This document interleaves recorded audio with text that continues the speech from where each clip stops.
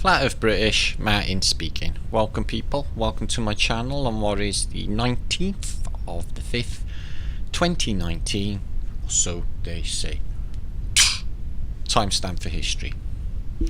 This is the next episode of The Greatest Secret Never Told, which it is, by the way. Okay, this will be no ordinary vlog, guys. Okay.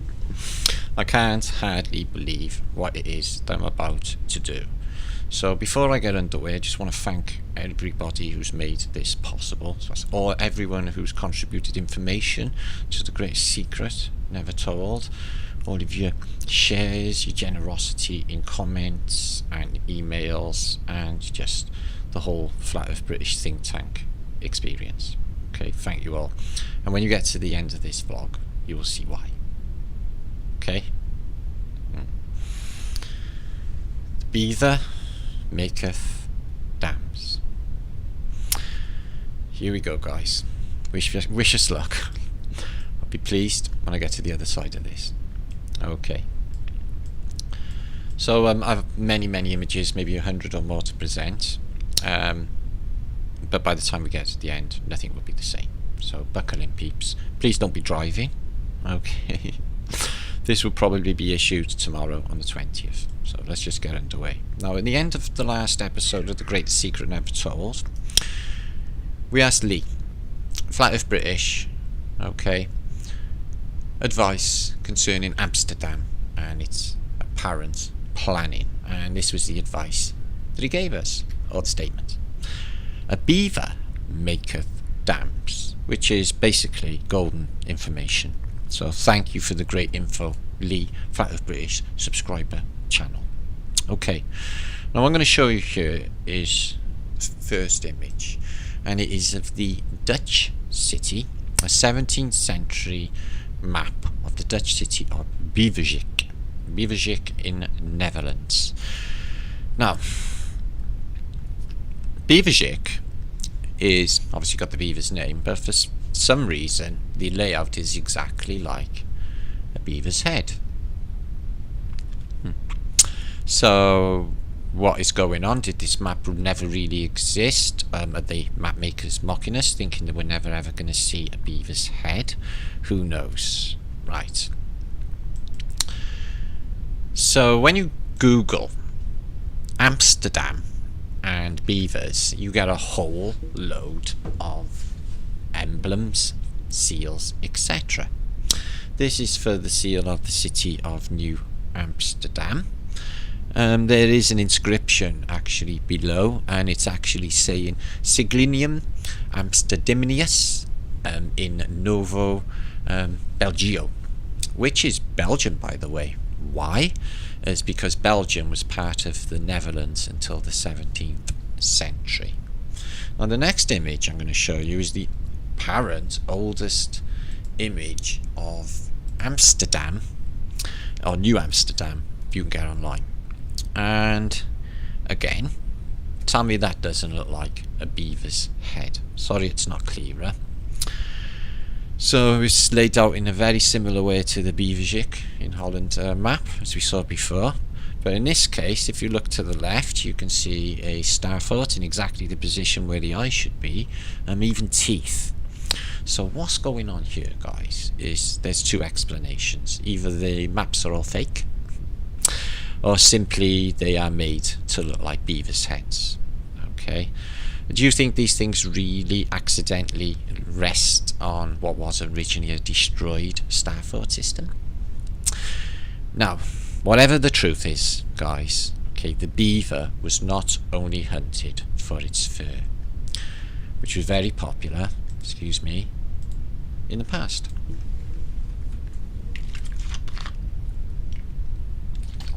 Okay. Even the Queen's Guard wear busbies, which are made of beaver skins. Them large woolly hats that they wear, fluffy hats. Now, excuse me. As with today, guys, the Phoenicians put lions on their flags, their family crests, emblems, etc. But also the beaver. It's on a lot of emblems. This is the seal for the province of New Amsterdam from 1623. There's many more you could go through. Flags. We have, excuse me, we have this one from the pre-Revolutionary War, and it's a flag for the New York State. It's embroidered, and it is of a beaver as well. You get them in money. This one's a Canadian 5 cents, and it's the beaver.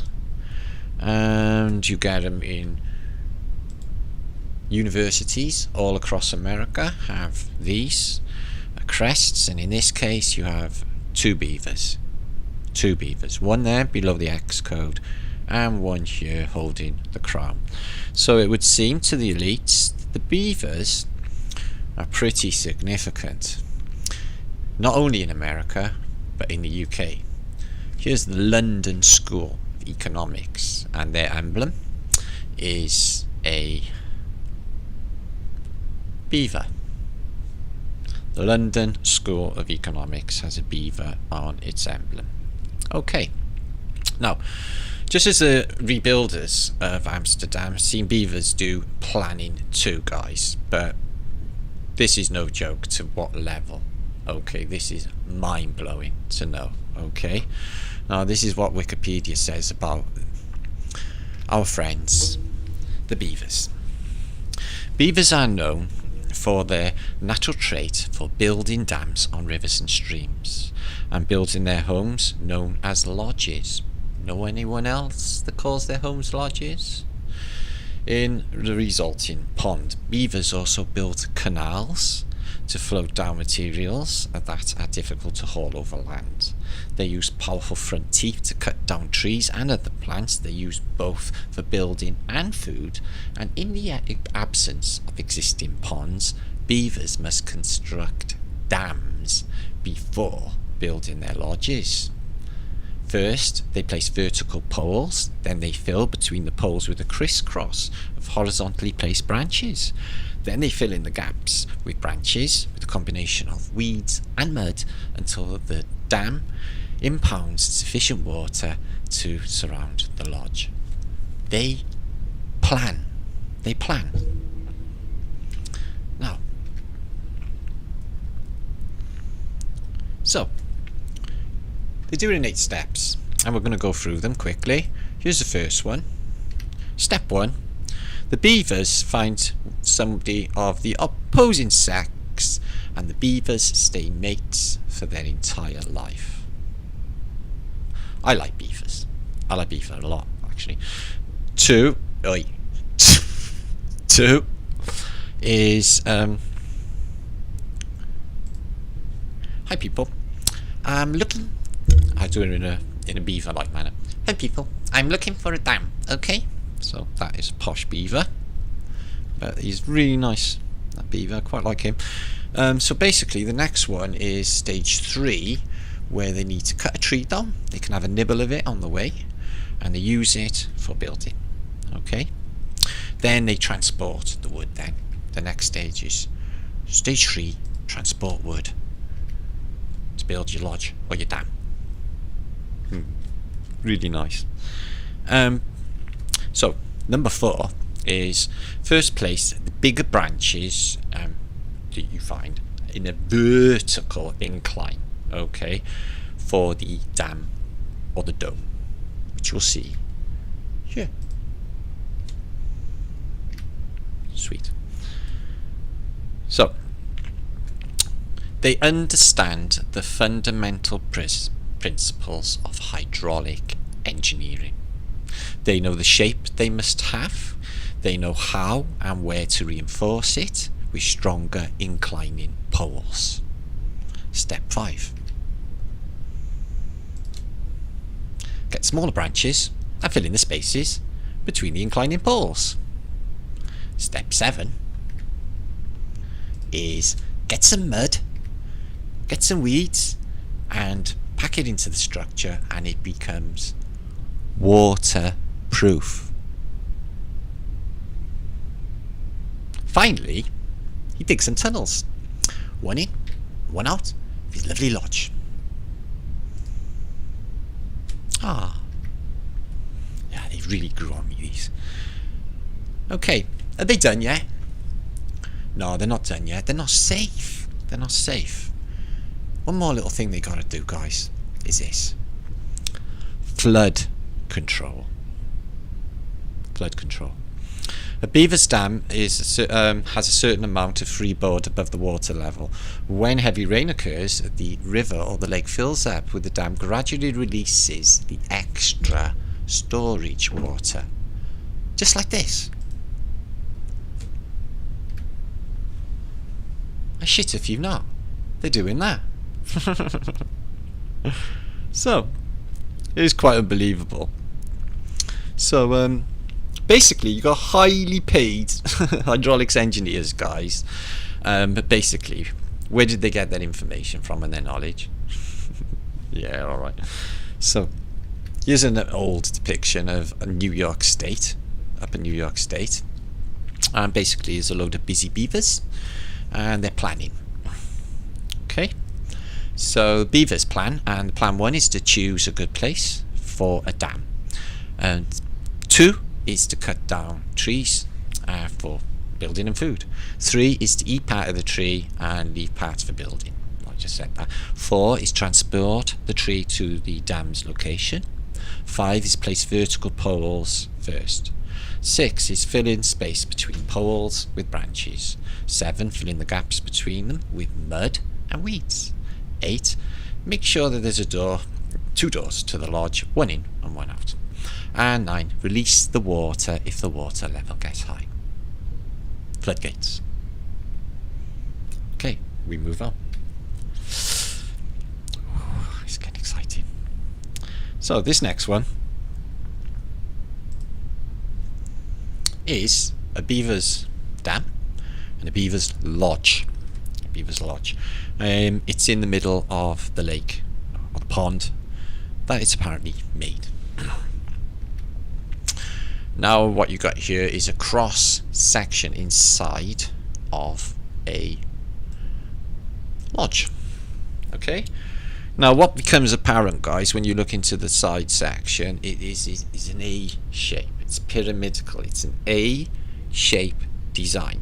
Well, instinctively he knows, okay, the beaver knows that the water pressure is higher the further you go down, the lower you are, and less at the top. Okay, he instinctively knows this. So the most solid structure that a beaver would make, or anyone would make, is in fact the A shape. Okay, humans build dams exactly like this, with the same A shape. So it's to stop water coming from 1 or 2 directions, and the strongest structure you should build is an A shape.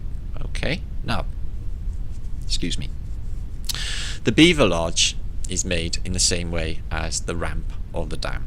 The linear dam stops the water from arriving from the outside from one direction, while the lodge is a circle dam, okay, to stay safe inside. A protected water pressure arrives from outside from all directions. It's very smart indeed. Okay, now the beaver placed stronger branches vertically, horizontally, like poles, to enforce the dome-shaped roof of the lodge. Okay, which reminds me of a very epic Wise Up video. This one. Now, Wise Up. Okay, Wise Up found something out. Now, what he found out, guys, is if you can recognize an ancient structure, whether it had a dome or not, even if the dome isn't there anymore. If the dome has fallen into ashes, it will fall into its footprint in ashes, but you will still see the supporting poles evident. Now, Wise Up has shown many of these over time. Here's another. Okay, and this is definitely one. You get the picture. So, could this be the truth?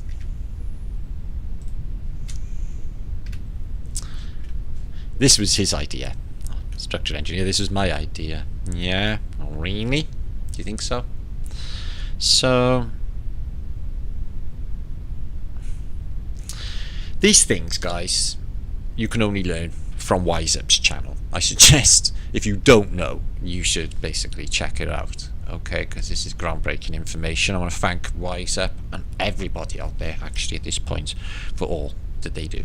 Okay, now we humans have to learn how to do what a beaver does naturally. Okay, so the inverse shape of an A is what? It's a V, isn't it? So you get this. Now the significance of the V is the V shape will hold water inside and the A shape will hold water from the outside. Okay, so it's the perfect container. It's the inverse of an A. Now we're going to take a look again at our old friend the Phoenician Hathor. In this case it's one of the best representations from a necklace, which gives the game away. In fact, it gives a lot away, which I'll explain now. So what you see is basically the ovary system here. So any doubts? Well, just bear with me. So the V shape is the most natural shape to hold water, like with pregnant female and in a water tower. It's God's natural design is the V to hold water in.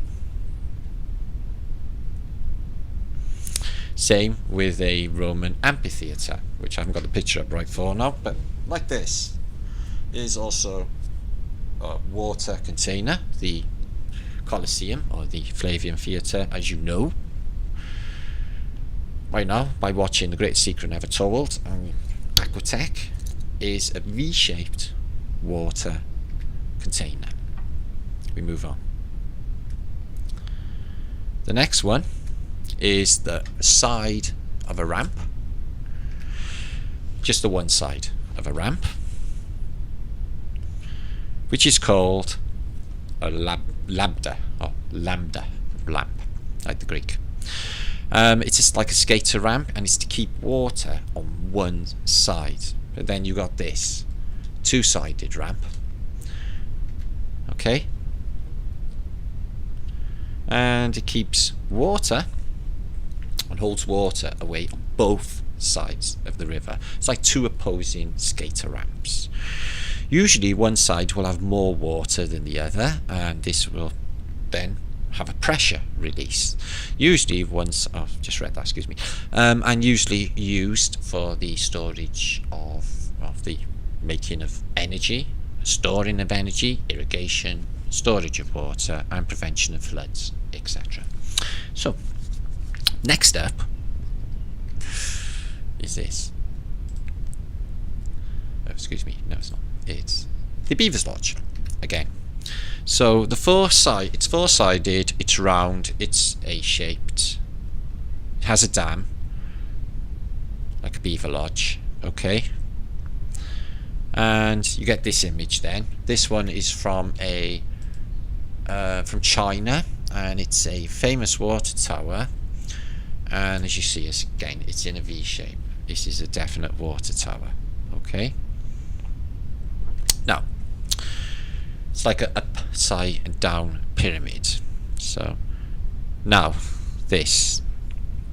Now an amazing discovery has been made, peeps, okay, which we're gonna bring to you now. Now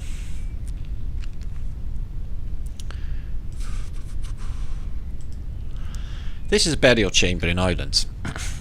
Okay.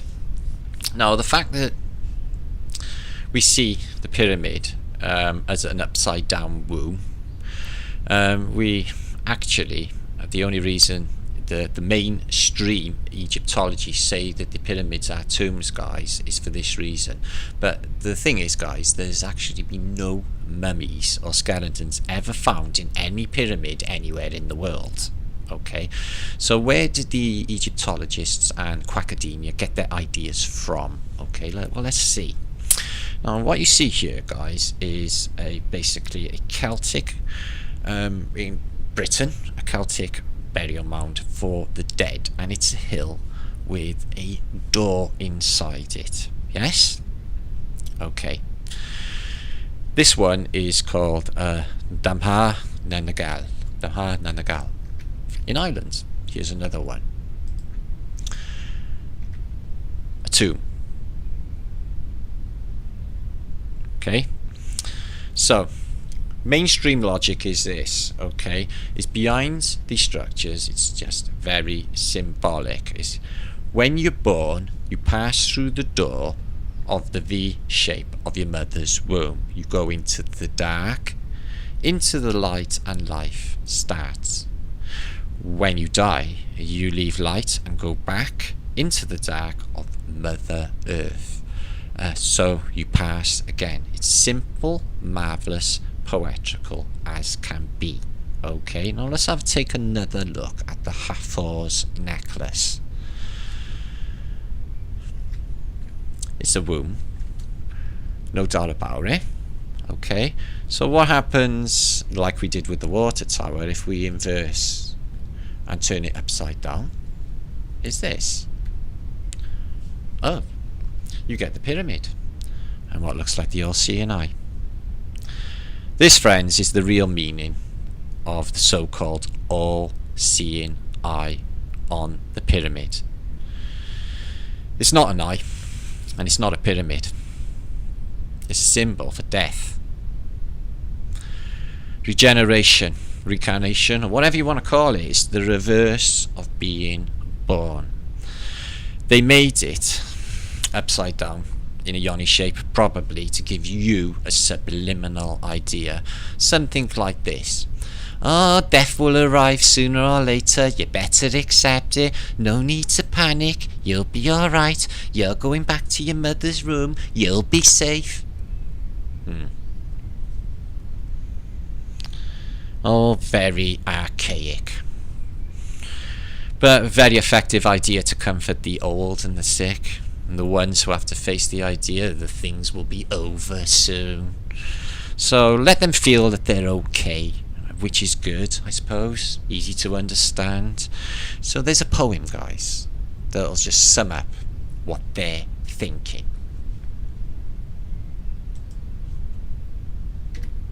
It's called Uphill,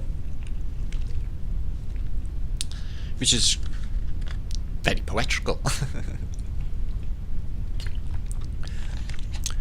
Does the road wind uphill all the way? Yes, to the very end. Will the day's journey take the whole day long? From morn till night, my friend.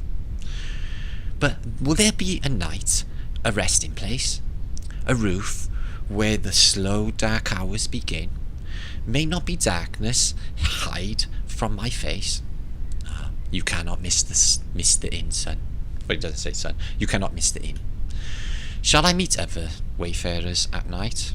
Those who have gone before, those then must knock the door and call when just in sight. They will not keep you standing at the door. Shall I feel comfort, travel sore and weak, of labour and shall find sun? Will there be beds for me? And all I seek, there will be beds for all who come. In the poem Uphill. So this is their mindset, guys. Okay, now the reality.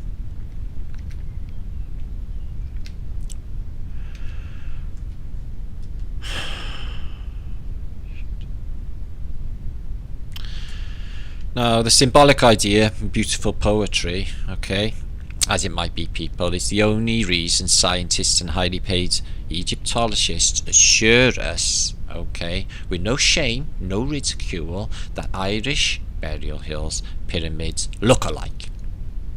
So the pyramids must be tombs, yeah? Wow, even though no skeletons or mummies or anything have ever been found in them. Okay.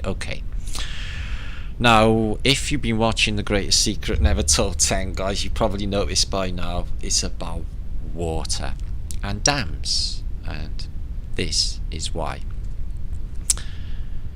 could the pyramids, apart from being energy generators and all the stuff we discovered lately concerning antiquitech, but could they also be four-sided dams to keep water outside and survive a worldwide flood?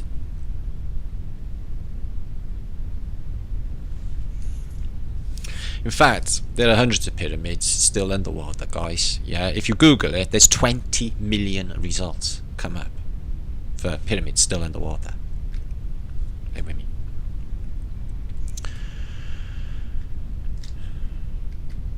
Okay.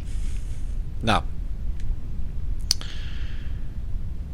we all know that the pyramids are built with gigantic, incredibly heavy, long-lasting stone blocks. Okay, now, do you think this makes sense to build something at such a vast scale just to bury the bones of one whoever? See, in my mind that makes zero sense, especially when you see the sort of scale we're talking about for, specifically in this case, the Pyramid of Giza. Okay, so what they're trying to, academia, when they're sorting your intelligence, want you to believe is this, guys. For a 146 meter high structure, it fits a body in a box of 50 centimeters high and 2.5 meters long. So at most, you make a super safe tomb of about 2-3 meters, say, or 4-5 meters wide. Use heavy rock, it would be more than enough, okay, to bury anybody. There is no need for a structure 230 meters wide, 140 meters high to bury one peep. Okay, that's just stupid and idiotic thinking. So they're not tombs, guys. They're not tombs. Most of us think this anyway. So what are they? Okay, now, second, all pyramids are 100% waterproof. 100% waterproof.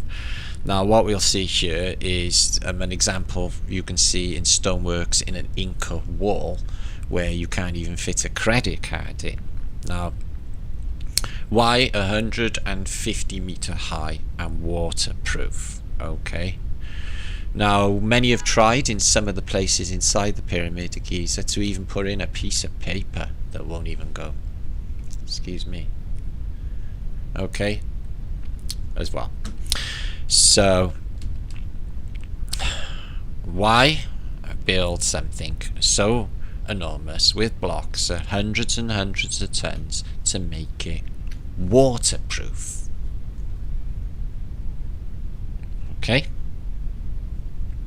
Excuse me. Now,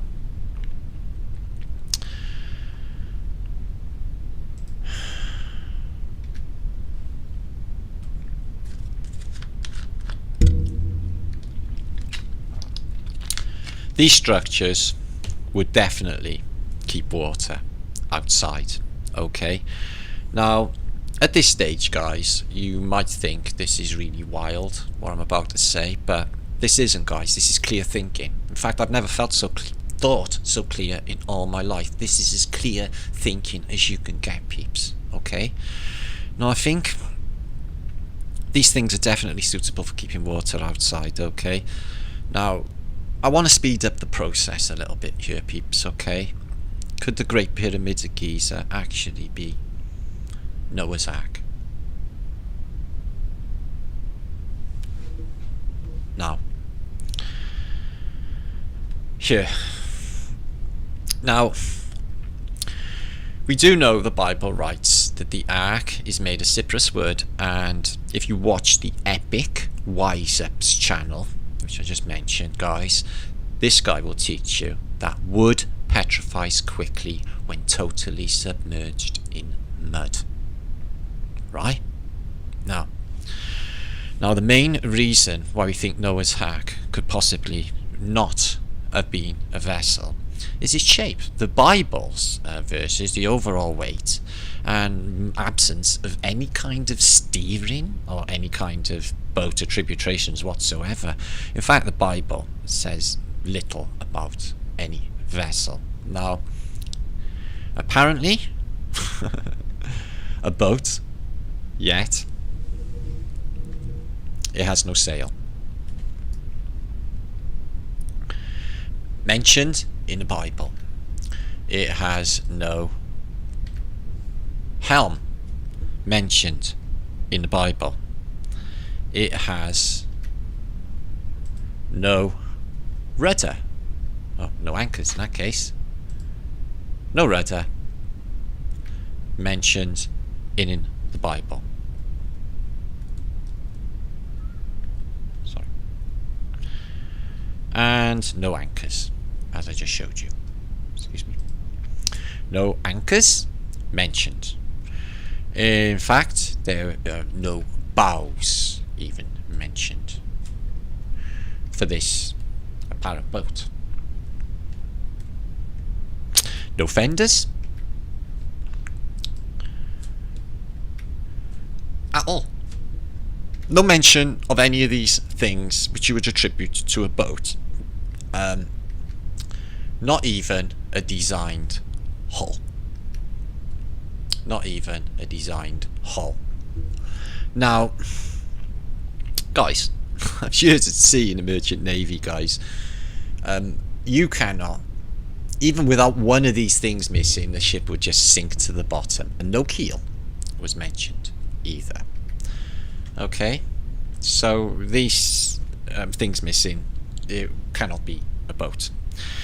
So if you actually look into what actually an ark is and look it up, this is what it'll tell you. The ark is a large box, and it wasn't even regarded as a ship or a boat until the late 15th century. So, say that again, the ark is actually a box, a large box. Bear with me. Okay, thank you. That's very helpful.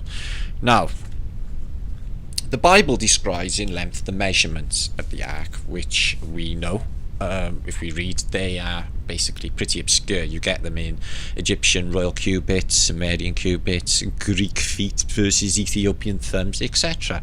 It's just crazy stuff. You can't really get your head around it, so don't even bother wasting your time. I'll give you an idea if I can just show you. No, I haven't got that up. But anyway, so it's just insanity to think that if you go with them schematics, you're going to get anywhere. But instead of that, we're going to look at some pictures of people who really have read the measurements, not in the too distant past, and they drew images of what it looked like. Now, these, what I'm going to show you now, are genuine old handmade images or drawings, not modern childish designs for children, but the real McCoy, apparently. Now, this first one is an Irish 14th century manuscript depicting Noah's Ark. And what you see is this sort of A structure. The next one is even more mind-blowing. This is a bas-relief from antiquity, and you see Noah's Ark, and they show you exactly what it is. They are going in to a pyramid. In this case, it looks like it might be breaking through something. I'm not sure what this portal is with this lizardy sort of serpent creature coming through a fiery portal, or is that even water? Don't know. But anyway, regardless, they show you in this depiction exactly what the ark is. Okay, this next one.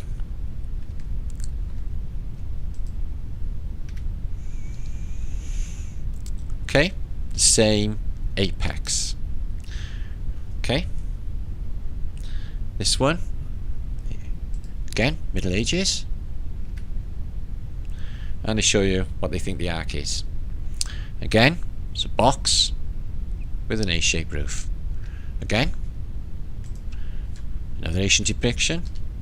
My word, you get exactly the same. So there seems to be a common consensus amongst all artists that the whatever measurements they got back in this time, that there seems to be an A-shaped roof. This one has got no vessel at all. It's got 4 stories and a roof. Okay, so it's got no boat at all with that one. Now, this is where it gets really crazy interesting. Now, this next image is from a British artist. Okay, now I've got a lead atlas full of these images, and they show you exactly the same. And he gives you the schematics of what he thinks the ark is, but if you can see the bottom one, it's just stories, and you can see there's an inclined pyramidical roof. Okay, now I had a lead atlas, but it was in Dutch, and what we did was we basically translated. So this is from 1733, and they show you a house with a vertical roof, like a pyramid, okay, in a lead atlas from 1733. Okay, now, excuse me. So this this ancient British one I just showed you had 3 stories. Now the story, they had an A-shaped room. It looks very close and low on that first image, which I just showed you. It's not like a high building, it's very low. You see? Okay. Now, I got at least 100 more similar images I could show you, but considering I'm showing 100 in this video, I can't do that. But there are many images of Noah's Ark which will show you an apex roof, an A-shaped roof. So my conclusion is, guys, is 1, it was a kind of a house with an A-shaped roof. 2, it had 1 or maybe 2 or 3 or more levels or stories. 3, most of them, even though the Bible says nothing about it, anything about it being a boat, but only an ark, which means box, most have depictions of a box resting on a ship, boat or vessel. No? Okay. The next one is my favourite map of all. If you follow Flat Earth British, you know I've got a fascination with this, and now, at this moment in time, it's all making perfect sense why. This is the oldest map you can visit. I visited myself in Hereford Cathedral, the Hereford Mappamundi from 1290. And like when you go to visit this, like most people would do, you go in search of Noah's Ark and other biblical things and try and find them. Now, when you find the Noah's Ark on the Mappamundi, this is what it is. It's a sort of house, it's some sort of vessel, with what looks like an apex roof on the Mappamundi. Now, not massively conclusive maybe. What about this? If you stand 3 or 4 meters away from the Mappamundi, suddenly you see it. Excuse me.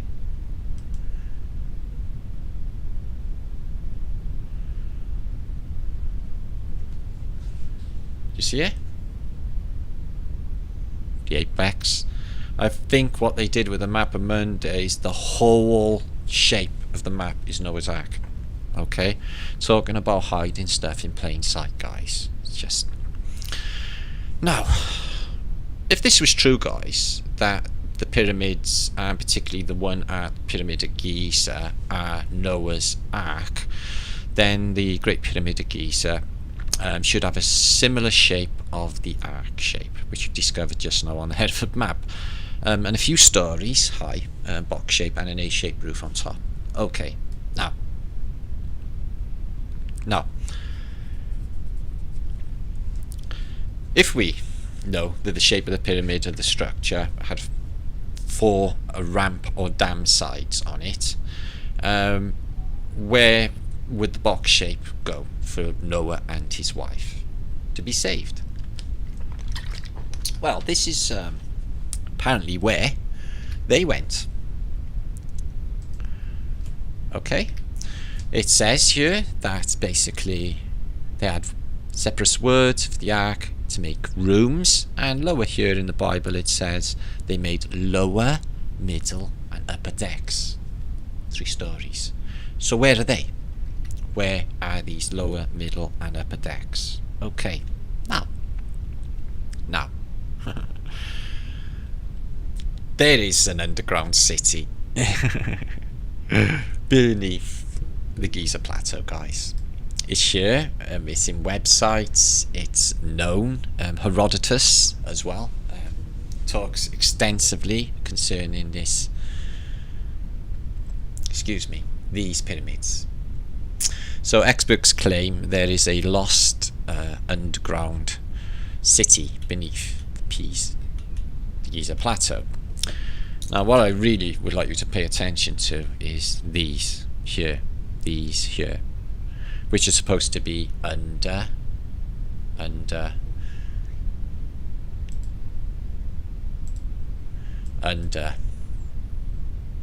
Giza Plateau. Okay. Now the makers of this article is really juicy information, but they failed to connect the dots completely. Okay, and they deal with timescales that I don't go down, but the truth still remains that there's a lot of civilization or a gigantic city underneath the Giza Plateau. Okay, there's plans for its side sections, temples, all sorts. I have one here I could just quickly bring up for you, if you don't mind. Thanks for your patience. You have temples, full-size temples, streets, and this is a side section of underneath. Sorry it doesn't blow up anymore. The Giza Plateau. Okay. Okay. Now, so I'll give you this link, you can read up for yourself, but it is indeed there. I've got many Victorian photographs which show you its entrances, etc. Now, there it is, the draft by this English artist of this 3-story apex-roofed thing. And what we got here is multi-stories below the Giza Plateau. Now, here's a thermal imagery, or a scan taken of the Giza Plateau. Okay, they used infrared thermal photography, and what you see is the thermic scan shows clearly indeed there are man-made rectangular structures below the pyramids, and actually huge part of the plateau. Okay, now there are entrances in, although you wouldn't be able to go into them. Here's one which will take you down into this underground installation that they won't let you go to. Now, here next is very, very interesting indeed.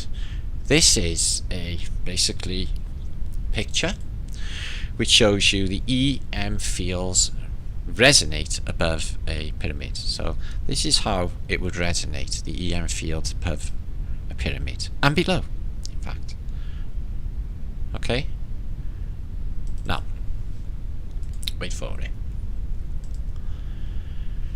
This is being overlaid and superposed, interposed over some of these old depictions of Noah's Ark that we just showed you, these images of artists through the centuries.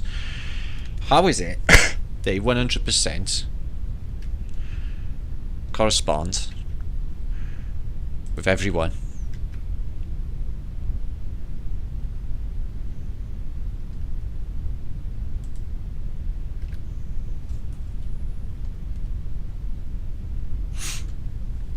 Getting the picture? So they perfectly match, and the EM fields from centuries ago. How is this even possible? Okay, using modern detecting devices, measuring devices. It's just, how is this happening?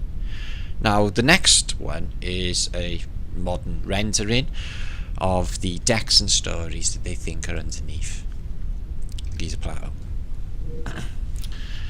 Stories underneath the Giza Plateau. So this is a computer drawing. Now Are there any other cities that have different floors? Is this even possible? Yeah, there's Cappadocia in Turkey. I've covered it on my vlogs. You've got many of these civilizations. Excuse me, I did it again. Göbekli Tepe, etc. No, Mohenjo-Daro. Göbekli Tepe's not like this. Mohenjo-Daro. There's other ones as well, which give you a 3-story building. Okay, stacked on top, underground. Okay, here's some more of Cappadocia. These are the tunnels underneath it, leading in. And this next one is also in Cappadocia, but it's been scraped out by some machine, I suppose, for some tourists, accessibility, electrical cabling, whatever. Now, this next image is from the Americas. Okay, and it shows you pyramids and connecting beneath, passages connecting beneath. So, okay. How would you survive underground while water is all about above for 9 months of the flood? With only water above, how would you survive down there that long? Okay. Is it possible? At one time before the flood, everywhere was covered in these. These are antiquatic devices. They are energy gathering, energy harvesting devices, and they would have been everywhere in Egypt prior to a flood. Examples: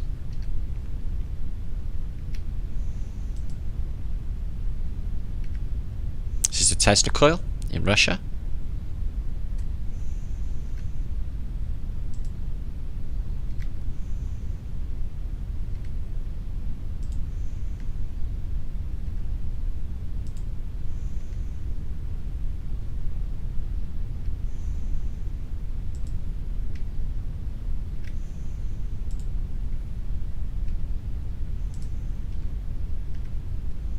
Okay, I think you might be getting the picture by now. So these are antiquatic devices. They are energy harvesters. They can store energy to use later. They can store them in batteries, capacitors, etc. to be used later. Okay, now, and stored. This is what they were using in the past. Now, but once you're under water, energy harvesting would still work, but you would need to do a lot of extra work to produce or get oxygen so that people can breathe. So how is this done? Well, you can get your answer. There's a website, Ancient Origins website. I've got a link for it, and there was a study, and it's absolutely golden information. Here it is, although they failed again to connect the dots, but it's concerning this Adrija Puriach. Okay, somebody who really dug Tesla's work. Now I'm going to touch upon this because the information housed in this is absolutely golden in ways that you can't possibly imagine just yet till the end of this vlog. Now check this out. Now, this was written by a Dutchman by the name of Wilhelm Witten, or Witteveen. Wilhelm Witteveen. Okay, now he suggests if they had a formula to separate hydrogen from oxygen and use hydrogen as fuel, but it could be that they used oxygen to breathe and survive the flood underground in a square structure. So basically what the suggestion is, guys, is they had a process to make oxygen for under the Giza Plateau and Noah's Ark. Now, here we go with the juice. So, first one. Shit. Excuse me. No, it's not. There's one more before it. There it is. So, Giza Plateau, Giza Plateau Monument of Creation and the Fire Element. So now what I'm going to do now, guys, is I'm going to read through a bit of this Witten's absolutely brilliant work, and you'll see why. So he basically, Adrija Puriach, was born in 1980 in Chicago. He was a physicist, inventor, parapsychologist, and had many patents of inventions in the medical field. His name had great admiration for the Serbian scientist Nikola Tesla for his research in low frequency electromagnetic ELF waves in the early 20th century. An important invention of Puriach, how can I pronounce that? Puriach in 1983 was splitting of water molecules into hydrogen and oxygen by the means of powerful resonance, resulting in an environmentally friendly fuel made of water. A critical resonance in water molecules induced by strong alternating current impulses, which only strengthen itself like soldiers marching over a bridge. The breaking of water through powerful resonance is, to this day, not accepted by current science as a method for the production of hydrogen, but this is exactly what took place in the resonance chamber of the Great Pyramid at Giza. It is sure applied the cleanest possible way to produce a very valuable fuel from pure raw water. The water molecules are broken and in the chambers, and the passages located above the grotto or water seal valve in the well shaft of the pyramid are filled with hydrogen gas and oxygen gas mixture. Now, bear with me. Yeah. So the king's chamber is actually a resonance chamber. In the resonance chamber, the king's chamber of the pyramid, which is completely filled with water vapour, the water will decompose by resonance instead of electricity. But finds the same reaction as for electrolysis of water, which is two H2Os, two H2s, and a O2, a hydrogen and oxygen from water. And here's how it goes. This is inside the pyramid, the resonance chamber, the sound room. Okay, blue is water, yellow is water vapor, and the hydrogen and oxygen is in the red. Okay, now the article here, if you read it, gives you just the most mind-blowing explanation for it all, if you doubt. So the next one, excuse me, is in a fuel cell, a reverse reaction takes place, and therefore we call it reverse electrolysis. In this case, hydrogen and oxygen are guided to a cathode and an anode. They are separated from each other by a membrane, and there is an electric current starts to flow between the anode and the cathode. Chemical energy is converted into electrical energy using heat. The water is released. Water, therefore, is a waste or residue. Its reaction takes place in two shafts of the reaction chamber in the Queen's chamber. Two electrodes, the cathode and the anode, are still present in the shaft today. There.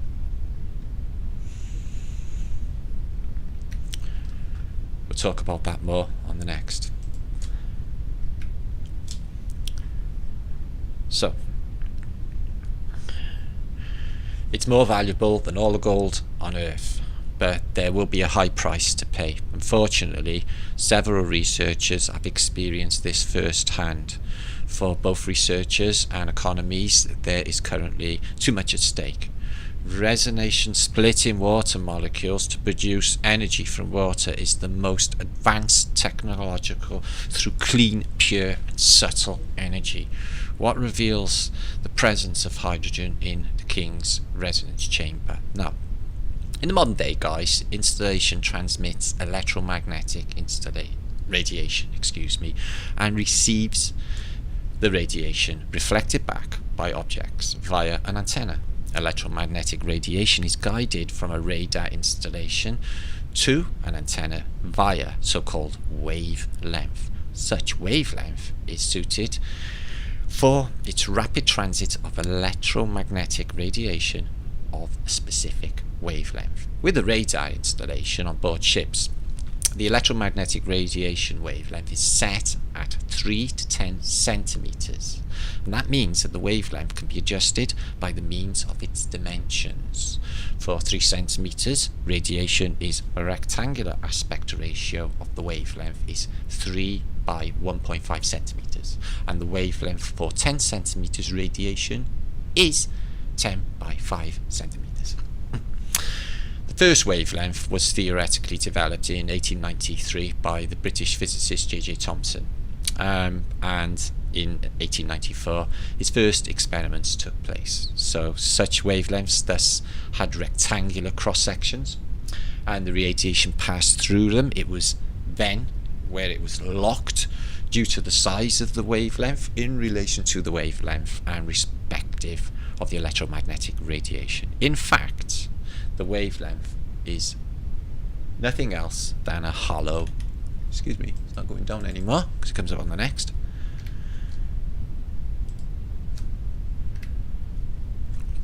The dimensions, missed the bottom bit of that.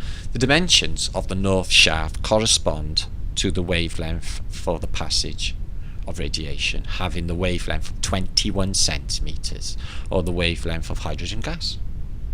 The dimensions of the shafts are exactly 21 by 10.5 centimeters, or 8 by 4 inches.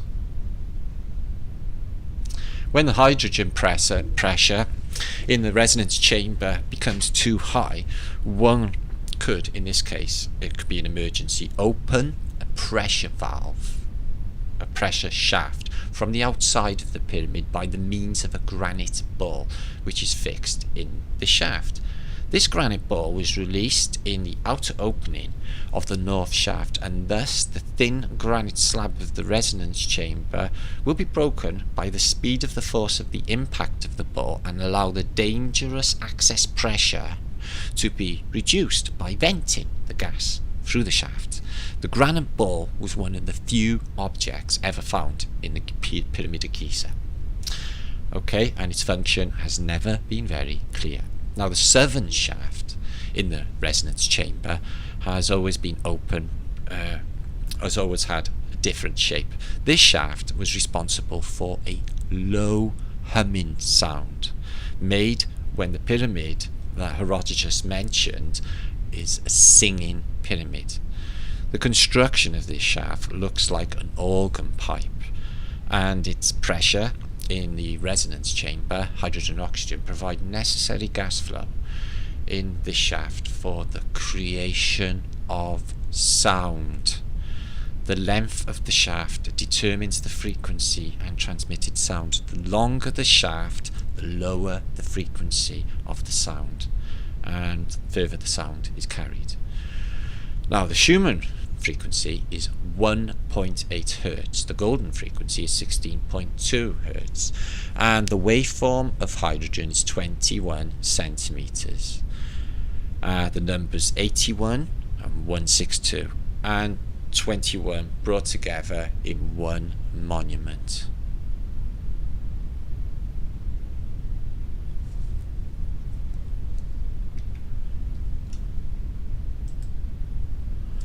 No Hall of Records, which we've been seeking for so long, but the pyramid of records in which all of our sciences underlie in its design. astronomy, precessional, solar year, mathematics, mathematical constants, physics, sound, reverse electrolysis of water, chemistry, redox reactions, the medicine, resonance therapy of 8 Hertz therapy belong to the legacy left to us. The Great Pyramid is certainly no grave, guys, no hydrogen plant, and it's no spiritual initiation centre. It's a gift from the gods by the means of subtle energy presented by our Earth, a quality of responsible technology to reach, the gift from the gods united in one library of knowledge. Gods honour people, and I think it's up to the people to honour the gods.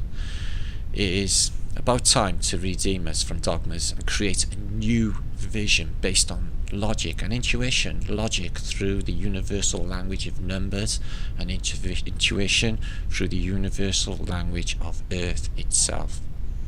It's all about the sound.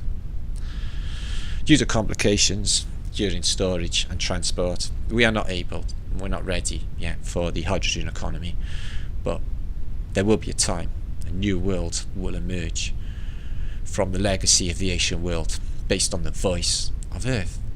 Ancient cultures knew this as the voice of God, the sound of creation. Hopefully this book will contribute to the perceptions of a larger group of people. God, I pray for that.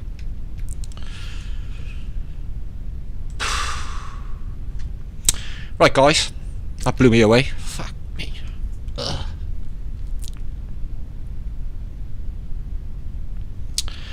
No, guys. Okay, people. This is all I can say for now, guys. My conclusion is that all pyramids are basically bunkers. They are arks to survive a flood, and this is how they survived. And Noah's Ark is the Pyramid of Giza, and they produced oxygen, and the mechanism's still there. You know, this is just the most mind-blowing stuff. Now, water is essential because basically we're 70% water. This place, whatever the size of it is apparently 70% water. So there's probably water above the firmament and below the firmament. So basically, we're all living in some kind of underwater submarine with a yellow glass firmament, exactly like a yellow submarine. Right, almost there. I think that will conclude most of it. I've made one or two mistakes, but we got there in the end. Let me know what you think, people. Just blown away by all this. It's just the evidence is there, you know. It's there. Now, okay. Now, one more thing. Now, we wrote to Hawis, Dr. Zahi Badass. We emailed him. He was the former chief of Egyptology. Basically, we emailed him concerning the Great Pyramid could well be Noah's Ark. He said he didn't know who Noah was. He said he acknowledged that he knew what beavers were, though, but he said they were stupid animals and couldn't do anything. Okay, so whatever. So basically, I was brought up in a news conference, apparently, which is, who knew? So Zahi Hawis, talking to reporters at the entrance of the Egyptian Museum. This was on the 1st of July, 1st of April, 2019. So they say. Former head of Egyptian antiquities, Dr. Zahi Hawis, has restarted a controversial public feud with popular researcher Mindblowing, best known for proposing in 2019 that Egyptians took their knowledge how to build pyramids by mimicking beavers' natural hydraulic engineering capabilities. Yeah, they did. And Zahi is baffled. He says, beavers live in swampy areas and Egypt is in a desert. Beavers maketh a lodge, and maybe doesn't say maketh, but I'm changing it to that, maketh a lodge, and looks like the pyramid they have learned from us, and we didn't learn from them. Now, Dr. Hawis started talking about Martin Liedtke's YouTube channel. He said, I've been watching him for some time, 2 years now. I can't understand him well, but if I slow him down on half speed of the video and do automatic subtitles. He's a very talented researcher, and you're very corrupt. Now, I'll tell you what I'll do for you, Howie. Badass, okay? I'm in a couple of conferences, Flight of British is going on tour, and basically, I'm going to be in Amsterdam. Maybe you can come and explain to me about the Pyramid of Giza being some sort of tomb. In fact, all these pyramids being tombs, and not actually Arks for surviving any reset flood, so to speak. Right, we're almost there, guys. There's a little bit of added, and I'm going to be coming back to you very shortly. Submarines,